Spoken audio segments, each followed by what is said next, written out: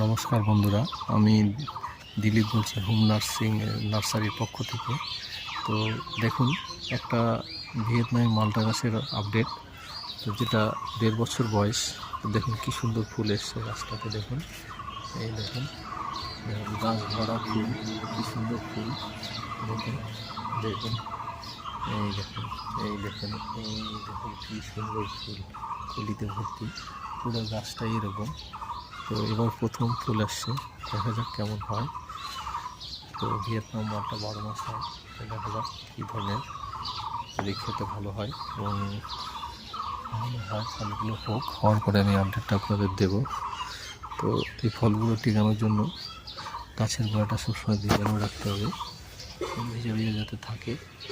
তো আমার ভিডিওটা যদি আপনাদের ভালো লাগে তো অবশ্যই আমার চ্যানেলটা সাবস্ক্রাইব করবেন এবং শেয়ার